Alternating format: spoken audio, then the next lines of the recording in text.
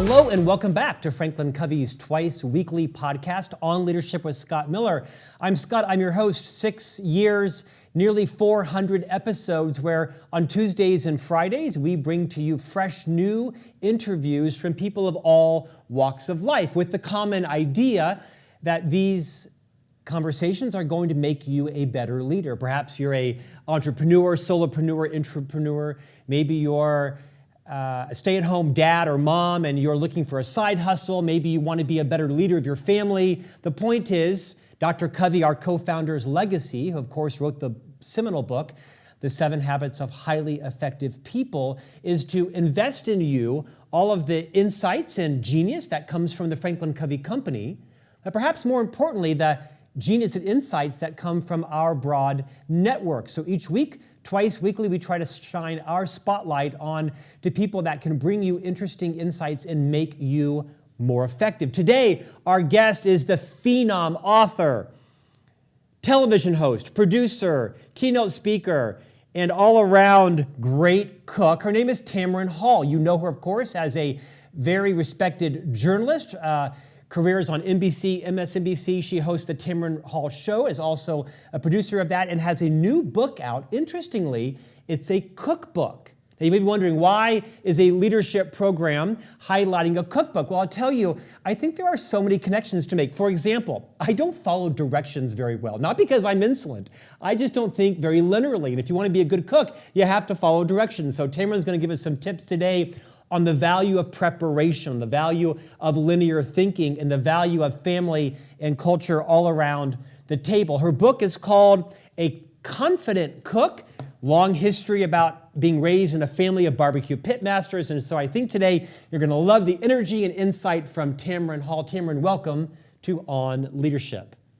I'm so pleased to be here. Thank you for having me. Tamron, you have had a remarkable career, like me, but times 10. You have had some of the most amazing people, politicians, ambassadors, candidates for the presidency, first ladies, authors, creators, inventors on all of your programs. I'm excited to tease some insights out today.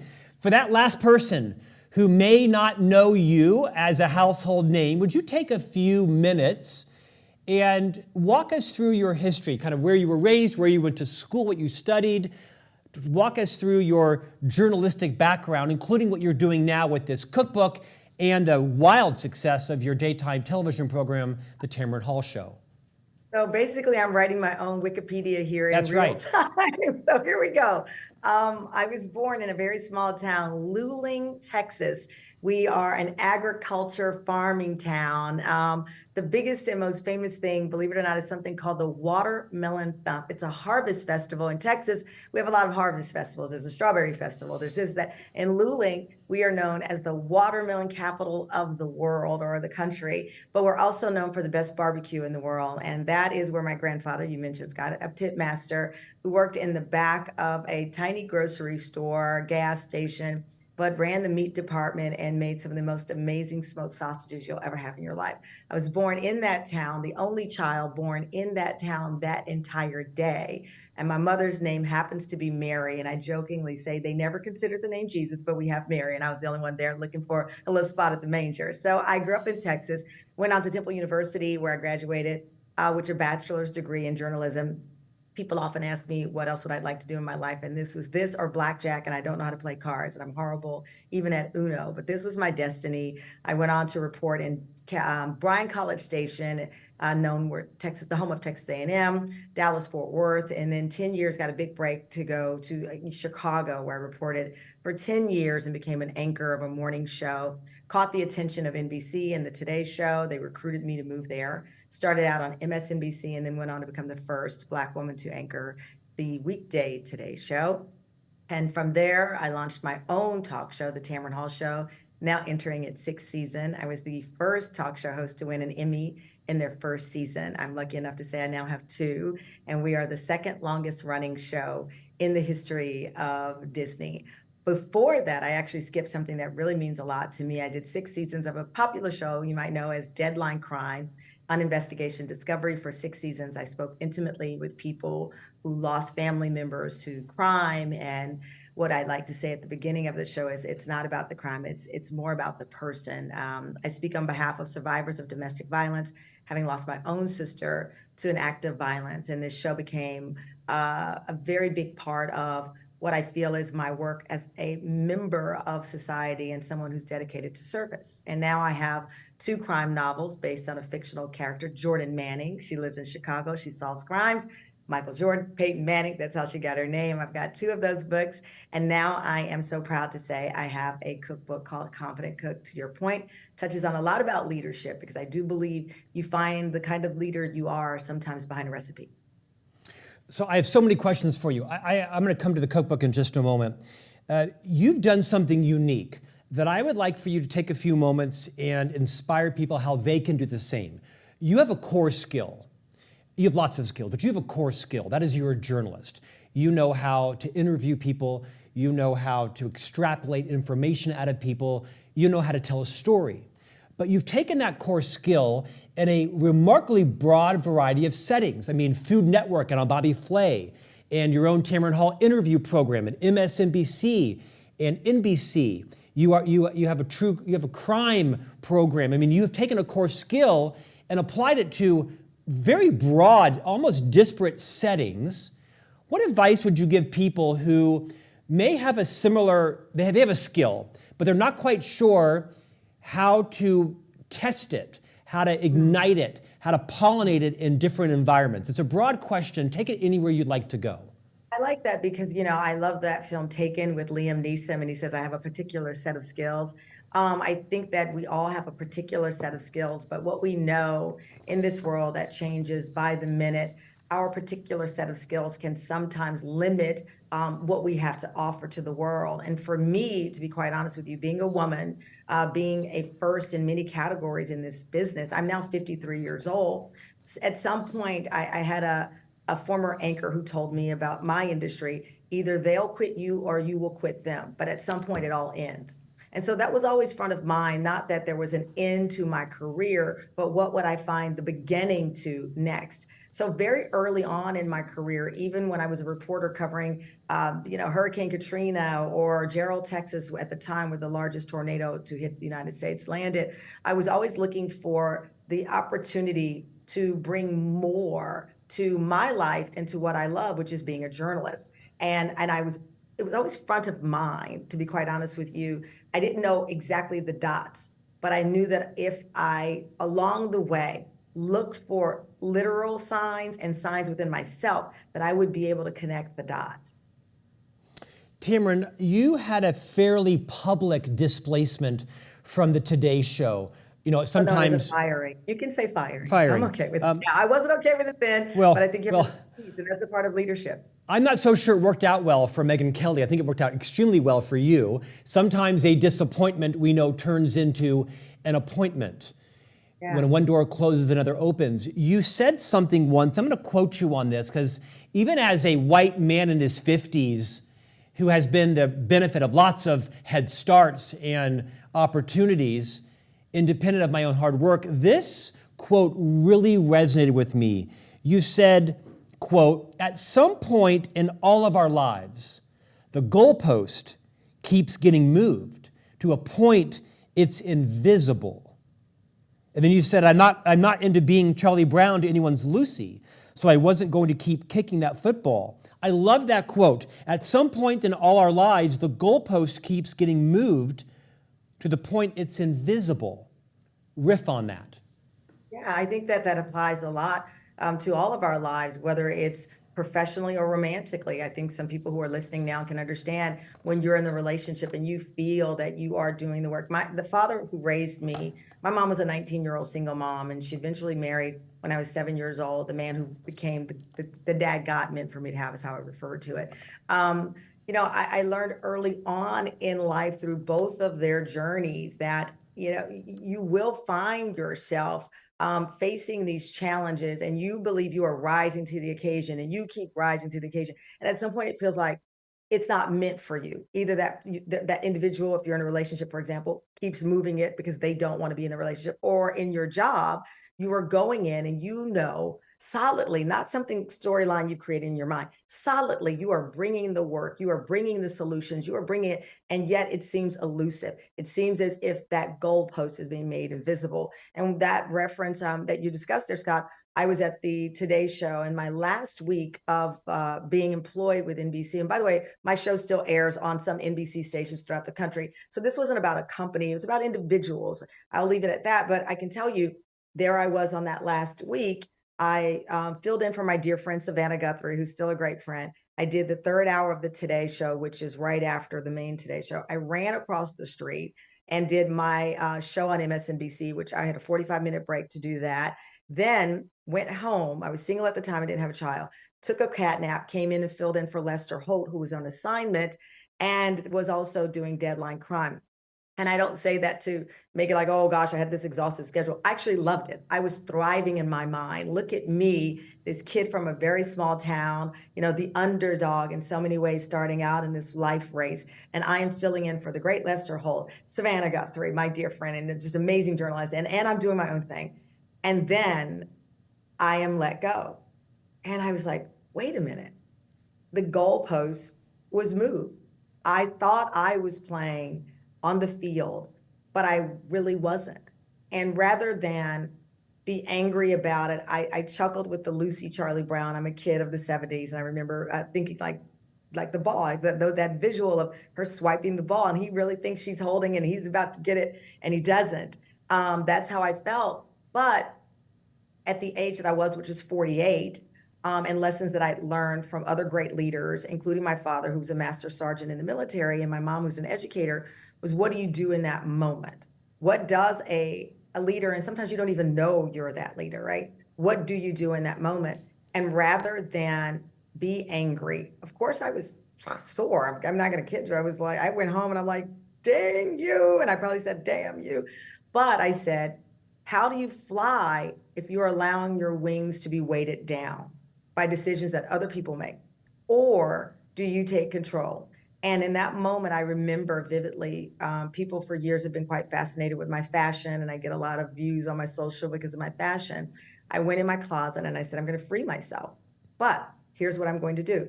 I grabbed my camera. My friend was there. I recorded myself donating bags of clothes to Housing Works, which is an organization in New York who helps people living with HIV and AIDS. Boom. So I give my power to myself, my clothes, so I free myself. I give my shine because I didn't know it was going to be the #1 trending news story that day, but I kind of had an idea people would be curious what happened to Tamron Hall because I didn't get a chance to say goodbye. So I'm now giving shine to Housing Works, and I'm giving them my clothes. Then I called this organization that helps kids learn that there's a connective tissue through food. How do you learn about someone's culture? How do you learn about their family and their journey? Oftentimes through the dinner table and what they eat and what they do at home. I call Common Threads. I said, you guys have been wanting to get some publicity. I have a lot of eyes on me right now. Bring the kids over. We'll cook in my kitchen and we'll have some fun to promote it. So I decided in that moment, my wings would not be held down by anger, by frustration. I knew that I had a value. Now let me figure out how to process that value. And that's how it started. And I think that's a part of leading, not just leading others, but leading yourself. There's a saying, someone else can't love you unless you love yourself. You can't lead until you lead yourself. So many insights to draw from that story. Don't underestimate Tamron Hall. 1, 2, how to ride the wave. When you think the wave may be crushing you, how do you position your board metaphorically to ride the wave for the love that you said that. For the good of so many? I did not know any of that story, and I'm delighted you shared that. Okay, we could talk about that for an hour. You could teach a PR course at the Harvard Business School, no doubt, right? How to ride the wave. Okay, a confident cookbook by Tamron Hall and Lish Styling. Tell us who Lish is. Lish is someone, and again, going through these life moments, and I actually practice transcendental meditation twice a day. I meditate for about 20 minutes. And I try to always do that because it allows me to be present as much as possible. And there I was at the Today Show, and my dressing room was next door to the kitchen, which was a win because I didn't cook at the time. And I thought, aha, I'll be able to eat all that food on TV when you wonder when we go to commercial break, what happened to the food? Well, Tamron Hall was eating the food. So I was going over and like, we still have that left over from Giada or whomever the chef was at the time that was visiting. And I saw Lish. She had a carrot and a radish tattooed on the inside of her arm. And I thought, wow, someone who has a root vegetable, because we see stars, you see butterflies. I'd never seen a carrot and a radish on any human being. So that prompted a conversation. And she said to me, I do this boot camp. You want to go and hang out at this boot camp, whatever. And I was like, well, I'm not really into boot camp. But in the back of my mind, I knew she was a great cook. And I knew that I wanted to really start to learn to cook. My father had passed away, and he was a phenomenal cook. I learned in the military, and my mom doesn't cook. So I grew up in this family led not only by my grandfather, who was a great cook, but my father was a great cook. And it was in my mind that I really wanted to learn this thing that he loved so much because I missed him so much. And we sat out on the boot camp. I'm proud to say I finished that day of boot camp in Central Park, but I left there with a dear friend, and we started just organically. What do you have in your kitchen? I said, gosh, I really would love to be able to cook this and this. And it started by text message, and it evolved into ongoing conversations, ongoing friendship. She's now part of my family. She's from Wisconsin. I'm from Texas. She and her wife come over and with me and my husband and my kid and our friends. And we have this great communal friends who are like family and who are supporting each other on their journeys. And we thought, oh, you know what, let's tell people about the journey and let's show them how to build a confident cook in yourself. And so in the book, it's 73 great recipes, and I'm proud of them. But I think you said it earlier, Scott, we start with the foundation, and that's like any business. We start with the foundation of how to set up your kitchen. What do you really need? When I first sat out on the journey before I met Lish and I decided I was going to cook, I went to Williams-Sonoma. And if you see the movie Pretty Woman, I left Williams-Sonoma with bags like hanging off my arm. I think every worker was following me to my taxi cab because I bought everything in sight, thinking if I bought more, that would mean I was going to be successful. That meant that the recipe was going to be delicious. And so we start at the foundation of sharing what you really need. There will be things you love and you should keep them in your kitchen, something maybe an iron skillet that someone gave you or a particular spice from your culture or your background. But what we do is build what the tools that we suggest on a base level you need. And then stocking your pantry, what condiments, what things and I never use whole grain mustard in my life. Now I probably use it once a week in a recipe. And we help you build, your pantry, then onto the recipes. And you see with the recipes, we talk about why does this react this way? What do you do as a substitute? And that's been the journey. The book is superb. It really tells a story of family, of heritage, of traditions. It tells a story of your friendship and how to cook. In many ways, it reminds me of Ree Drummond, the pioneer woman. She got started. Oh, yeah. She got started. I love her. Yeah, her start was on YouTube, right? How to grill a burger or a steak or whatever it was, and look at the pioneer woman. Your book kind of reminds me if Ree Drummond had collaborated with the Barefoot Contessa and Giada, but with your style and personality. So let's talk about this. Okay, I'm not worthy of that high praise. Oh, you are. No, you are. You're Tamron Hall. Let's be serious about this. One of the things that I do struggle with, as I mentioned in my opening, is I'm not good at following directions. Now, I am as an employee of an organization, right? I can take leadership directions, but I'm actually not a very sequential thinker. What would you say to people who have a similar relationship with cooking? Like, for example, I tried to make homemade ice cream a week ago when my wife and our 3 sons were playing tennis. But it required me to boil the stuff and then cook it and then it wanted me to add the cocoa powder in slowly. Well, I don't do anything slowly. It was slowly over 5 minutes, is it over 5 seconds? I cannot cook because I'm not good at following linear directions. I have other talents. How do you address that challenge, which I'm guessing isn't unique just to me? Because that's a through line through life, right? How many times have you had a great idea or you've wanted and you launch in, right?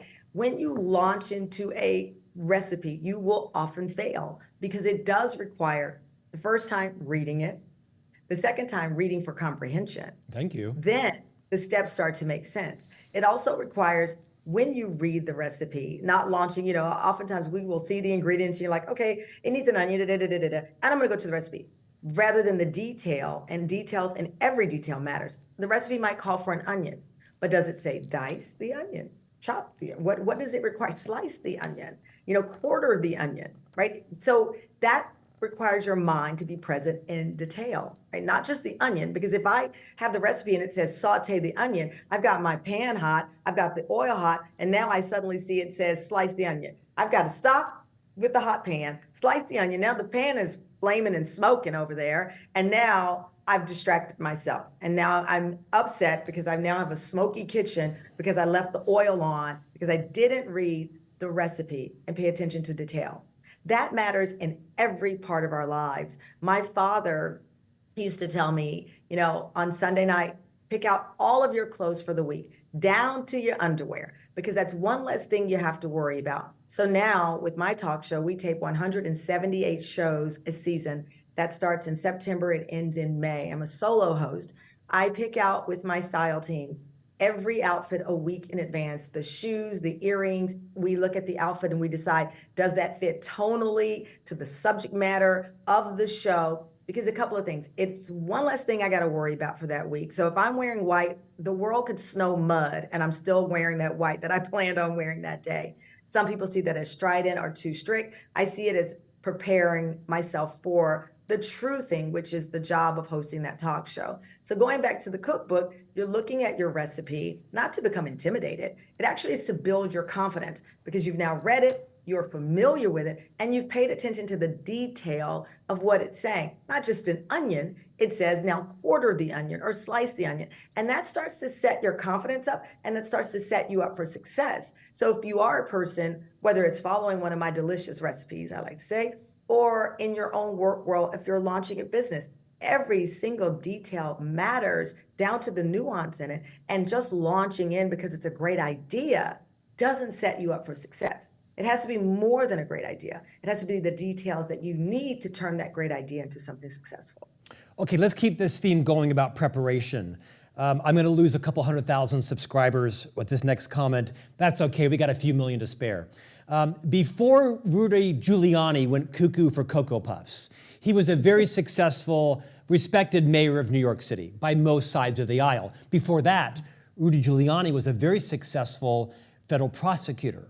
Many would credit he and his team for eliminating much of the mafia. The reason I mention that is I once heard Rudy Giuliani, way before he went cuckoo for Cocoa Puffs. I wish him sanity. He once gave a speech, and he said for every hour he spent in the courtroom prosecuting a case, he spent 4 hours preparing for that. And it had a profound impact on me as an author, an interviewer, as a leader, as a speaker. You obviously share a similar philosophy in terms of the value of preparation, not just in the kitchen, but in your role as a host and a journalist and an author on your show. Talk about where people tend to shortcut preparation, because I think some people think if they prepare too much, they'll be too rigid or it will feel less organic. Talk about the role that preparation plays, not just in the kitchen, but in the through line in your life. I do believe there is no such thing as being over prepared, right? I think it's all in context. You can be overwhelmed, right? I think becoming prepared for something sometimes requires you to section it off, right? If you sit down all of a sudden to study from something and you try to just, force it all down in a 1 hour setting, yeah, you're going to become overwhelmed. But if you say, for example, I'm launching this business, so first let me tackle like breaking down the idea, right? Or the financing the next day, or next year, I'm gonna look at who do I want to reach with my product. When I lost my job at the Today Show, I didn't quite know what I wanted to do. I knew I wanted to continue my career. I didn't want to be the person that you ran into and say, oh, I remember her. That looks like, there I am in Costco. You're like, that looks like, I didn't want to be the that looks like person, because in my career, especially early on in the 80s and 90s, I saw so many people, mostly women, in my business kind of disappear. And there was no social media. There was no way to really stay, quote unquote, relevant. You're a newswoman one day, or a news person who happens to be a woman, and then you were gone. And so it was very important for me to look at the landscape. And I said, I'm 48 years old. I got a lot of marks at my Catholic school for talking way too much. So I know that's my talent, right? It's a blessing and a curse, I'm sure. And it got me in a lot of trouble as a kid. But this is what I do, and this is what I love to do.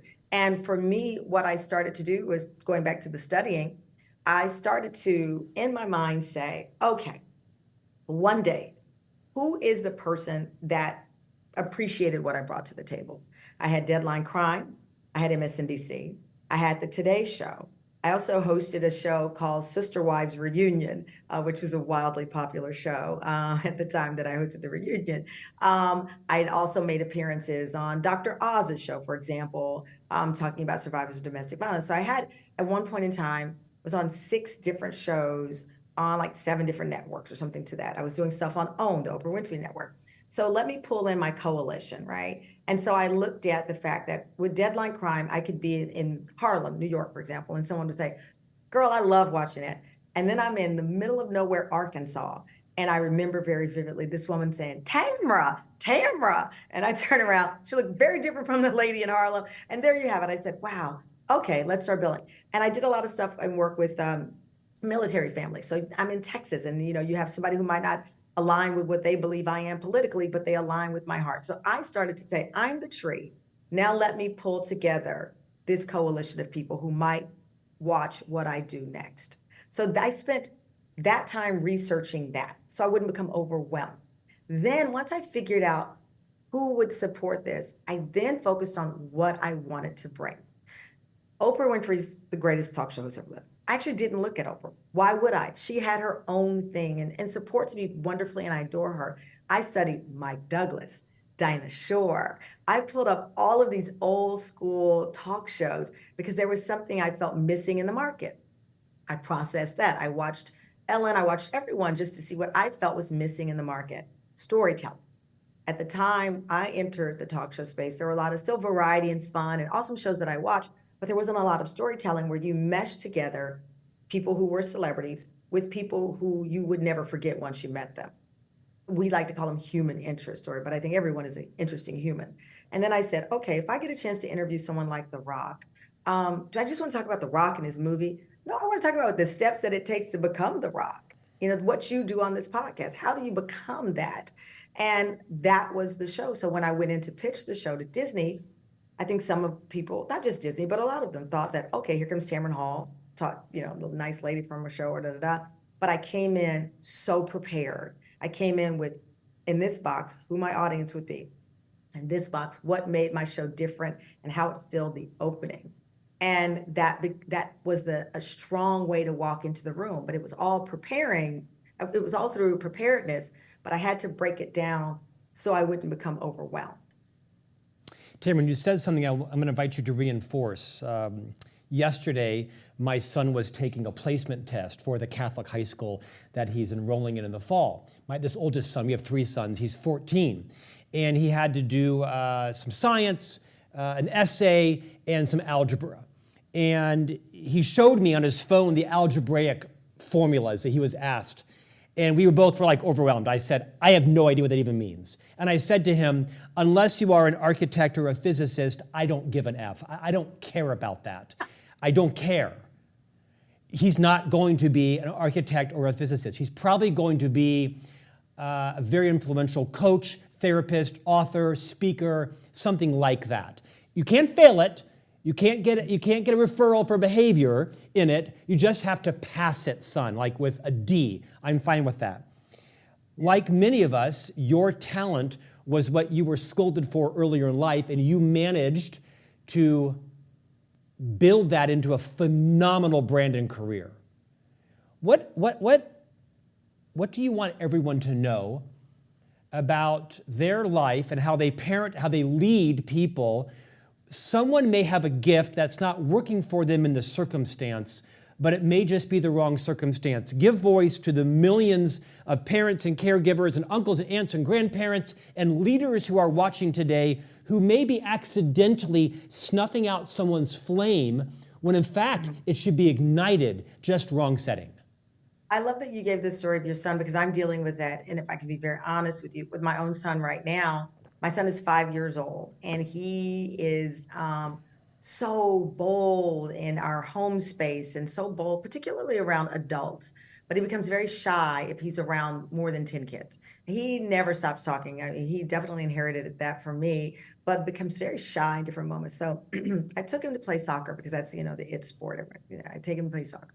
This kid sat in the corner. He cried. I'm crying inside, feeling like, oh my God, I'm whispering. Just a whole ball of emotion. I remember sweating, leaving, just sweating because I felt like, hey, everyone's staring at my kid. What's wrong? Why doesn't he want to play? Don't all kids like soccer? Wait a minute. And I called my mom, and she's a great mom. My mom's the most amazing. She's like, listen, everybody in time. Fast forward, he doesn't like soccer. He starts to like, one day basketball is on.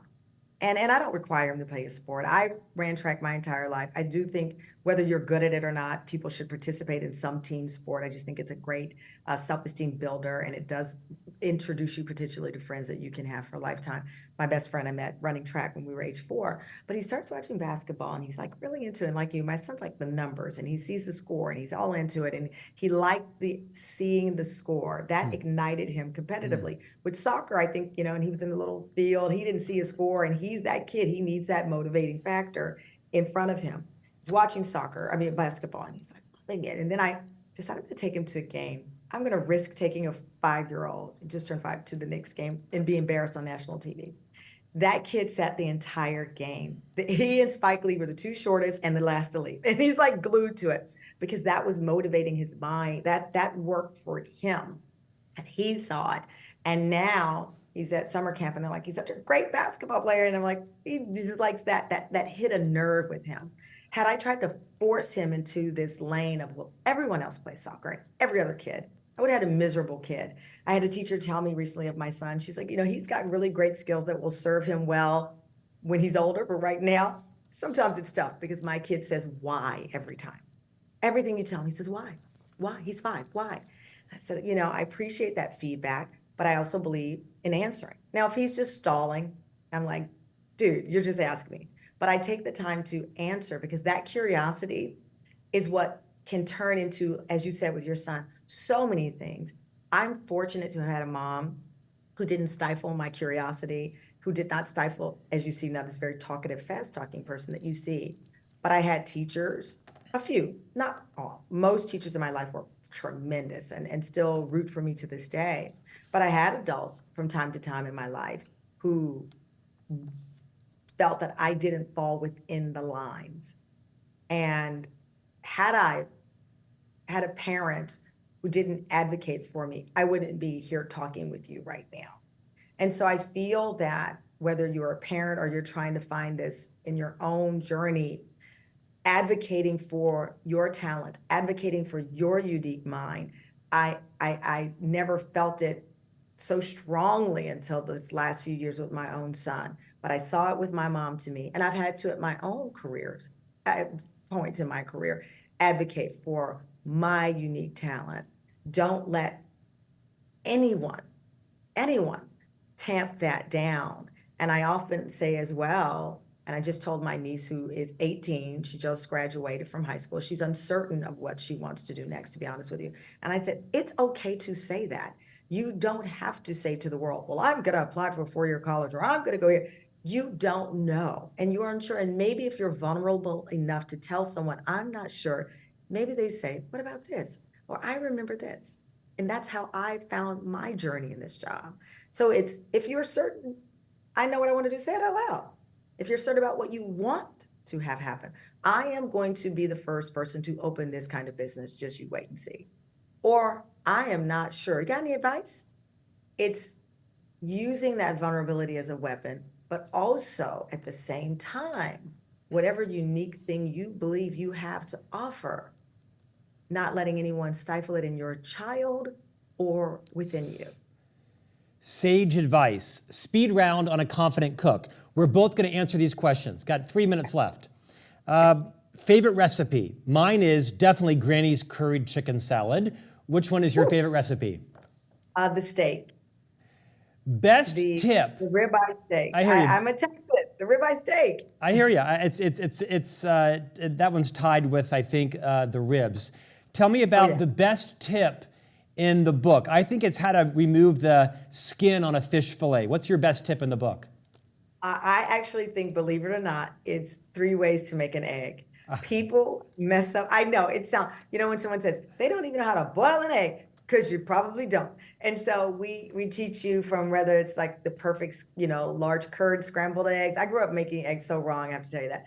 But and I'm an egg person, so I think the skill level of that. I also think something as simple as salting water, because so many recipes will say salt water. And people, well, what does that mean? And we reveal in the book, it's not novel, but the water, when you salt water to throw in your spaghetti or pasta or whatever, it should taste like the sea. And I think some people are afraid, like, oh no, I'm going to over salt the water, or they just mean a pinch. A pinch is not a pinch. A pinch is a pinch. And so I love those tips, but I do love how to remove the skin. Spatchcocking a chicken, something I never thought I'd say, and I just think it was a dirty word. I'm like, what is a spatchcocking? What are you saying to me? It sounds intimidating, but I think it is one of those things that can bolster confidence when you take on something like that. I know I just named 5 things. Okay, home run at a barbecue or a dinner party, I'd think for sure pink peppercorn, corn on the cob. What's your favorite? I agree. I think, again, the burger, my cousin lives in Houston, Texas. She just made our triple B burger. I gave her pre-order code. She ate the burger for 3 days. She's like, this is the best burger I've ever had in my life. And I'm a burger person. I've leaned out of it a little bit. I used to eat probably a burger a day. I was the person, you take me in a restaurant in the world, I'm going to order a burger. Our triple B burger is phenomenal. And if you make it, tag me and you will thank me later. And the pink peppercorn, if you're vegan, oh my God, it's ridiculous. If you're anything, but it's one of the best corn recipes. And I didn't know, full disclosure, what pink peppercorns were or what they would do. And that's the expertise of Lish Styling. She's a James Beard Award winner. But she also happens to be just a wonderful person and grew up in Wisconsin and gets that cheese connection with flavor. And it's phenomenal corn, and it's easy.